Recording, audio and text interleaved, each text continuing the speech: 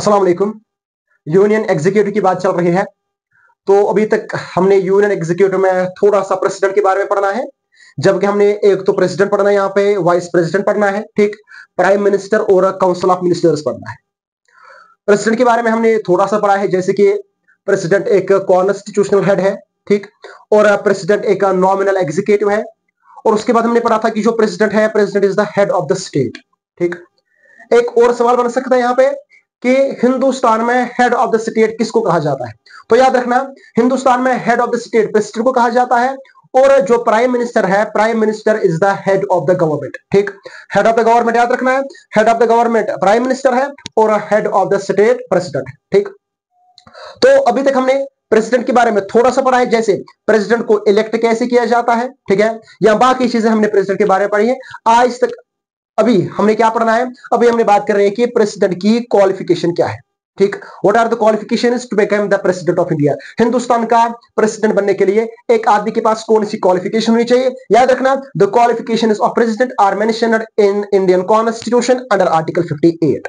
यहां पे याद रखना है, इंडियन कॉन्स्टिट्यूशन का आर्टिकल 58, इंडियन कॉन्स्टिट्यूशन का आर्टिकल 58 डील करता है क्वालिफिकेशंस ऑफ प्रेसिडेंट के साथ, ठीक है। यहां पे और एक सवाल बन सकता है कि जो क्वालिफिकेशंस ऑफ प्रेसिडेंट है ये किस आर्टिकल में है। तो आर्टिकल 58 याद रखना, इसी में लिखा है what are the qualifications of president, ठीक।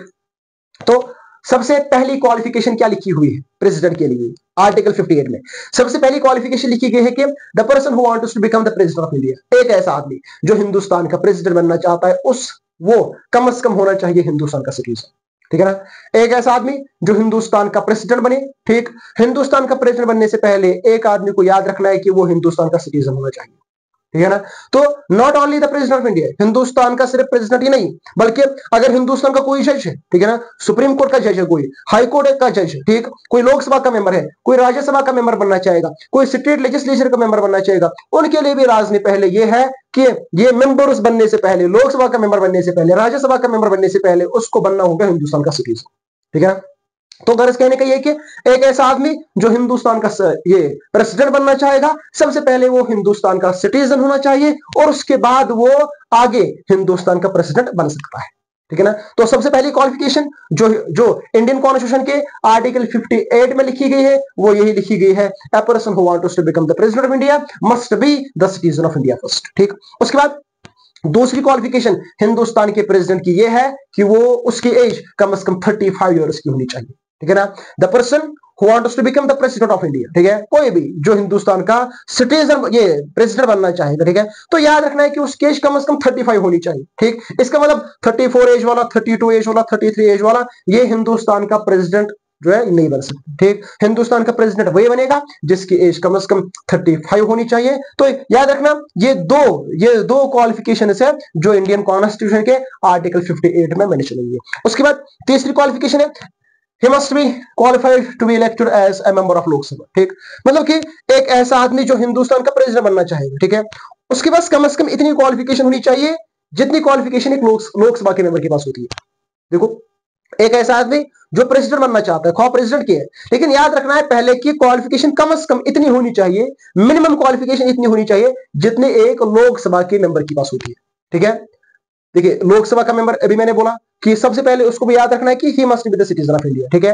और दूसरी बात याद रखनी है यहाँ पे कि जो एज बार है लोकसभा का मेंबर बनने के लिए, एज आपको याद रखना है 25 है। देखिए, एक है लोकसभा, दूसरा है राज्यसभा, और तीसरा आपको प्रेसिडेंट याद रखना है, और 5-5 सालों की गैप रखनी है। देखिए, 5 सालों की गैप रखनी है, लोकसभा, राज्यसभा और प्रेसिडेंट, ठीक है। छोटा वाला लोकसभा है, उसके बाद राज्यसभा है, और उसके ऊपर आप रखो प्रेसिडेंट को, ठीक है।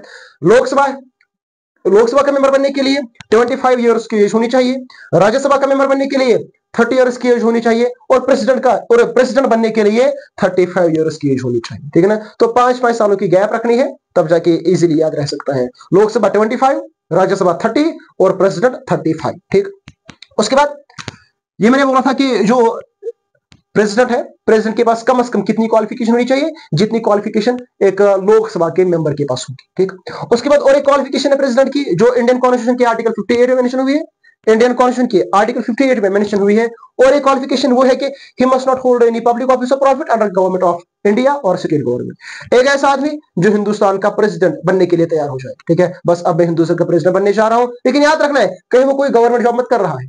याद रखना है कि क्या वो आदमी जो हिंदुस्तान का प्रेसिडेंट बनने जा रहा है, क्या वो किसी भी किस्म का government job under government of India या अंडर स्टेट गवर्नमेंट मत कर रहा है।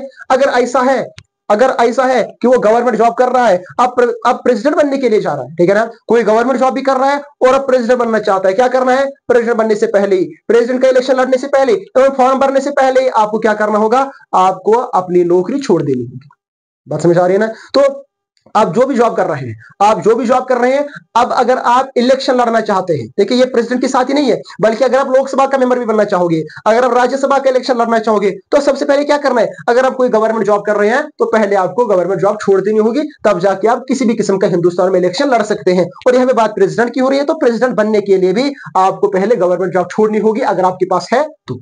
ठीक, उसके बाद और एक चीज है, at the same time he can't be the member of parliament और स्टेट लेजिस्लेचर। ठीक है, जब एक आदमी क्या करता है, प्रेसिडेंट का इलेक्शन लड़ता है या हिंदुस्तान का प्रेसिडेंट बनना चाहता है, तो क्या करना है उसको, अगर वो पहले ही लोकसभा का मेंबर होगा, या अगर वो पहले ही राज्यसभा का मेंबर है, ठीक, या अगर वो पहले से ही स्टेट लेजिस्लेचर का मेंबर है, स्टेट लेजिस्लेचर का मेंबर भी प्रेसिडेंट बन सकता है, लोकसभा का मेंबर भी प्रेसिडेंट बन सकता है और राज्यसभा का मेंबर भी प्रेसिडेंट बन सकता है। लेकिन शर्त यह कि अगर आप अभी लोकसभा के मेंबर है, तो लोकसभा का मेंबर हो आप और आप प्रेसिडेंट बनना चाहते हैं, ठीक है ना, तो पहले आपको लोकसभा से रिजाइन करना होगा। First of all you have to resign from the Lok Sabha, तब जाके आप प्रेसिडेंट बनना चाहोगे। अब अगर आप राज्यसभा के मेंबर है, तो आपको राज्यसभा से रिजाइन करना होगा, तब जाके आप प्रेसिडेंट का इलेक्शन लड़ सकते हैं। अगर आप स्टेट लेजिस्लेचर के मेंबर है, तो स्टेट लेजिस्लेचर से रिजाइन करके आप उसके बाद प्रेसिडेंट का इलेक्शन लड़ सकते हैं। ठीक है, तो ये थी क्वालिफिकेशंस ऑफ प्रेसिडेंट, ये क्वालिफिकेशंस ऑफ प्रेसिडेंट थी। और एक चीज यहां पे जहन में रखनी है कि जो प्रेसिडेंट है, प्रेसिडेंट को इलेक्ट किया जाता है इलेक्टोरल कॉलेज के जरिए। याद रखना है, प्रेसिडेंट को इलेक्ट किया जाता है इलेक्टोरल कॉलेज के जरिए। और जो इलेक्टोरल कॉलेज है, इलेक्टोरल कॉलेज में एक तो लोकसभा के मेंबर होते हैं, दूसरा राज्यसभा के मेंबर्स होते हैं, the members of Lok Sabha, the members of Rajya Sabha. और जो स्टेट लेजिस्लेचर के मेंबर्स है, देखिए स्टेट लेजिस्लेचर में दो चैम्बर्स है, स्टेट लेजिस्लेचर में दो हाउसेस हैं या दो चैम्बर्स है, एक है अपर हाउस, दूसरा है लोअर हाउस। ठीक है, स्टेट लेजिस्लेचर के अपर हाउस को लेजिस्लेटिव काउंसिल कहते हैं और स्टेट लेजिस्लेचर के लोअर हाउस को असेंबली या लेजिस्लेटिव असेंबली कहते हैं। ठीक है, अब अगर स्टेट लेजिस्लेचर का जो लोअर हाउस है, जिसको हम असेंबली कहते हैं, उसके मेंबर पार्टिसिपेट करेंगे किसमें, इलेक्टोरल कॉलेज में, या प्रेसिडेंट के इलेक्शन में स्टेट लेजिस्लेचर के जो लोअर हाउस में जो मेंबर्स है, मतलब असेंबली की जो मेंबर्स हैं, वो पार्टिसिपेट करेंगे प्रेसिडेंट के इलेक्शन में। लेकिन जो स्टेट लेजिस्लेचर्स में लेजिस्लेटिव काउंसिल्स है, मतलब कि legislative council the upper house of state legislature, वो पार्टिसिपेट, वहां के मेंबर पार्टिसिपेट नहीं कर सकते इलेक्टोरल कॉलेज में, या वो पार्टिसिपेट नहीं कर सकते हैं प्रेसिडेंट के इलेक्शन में।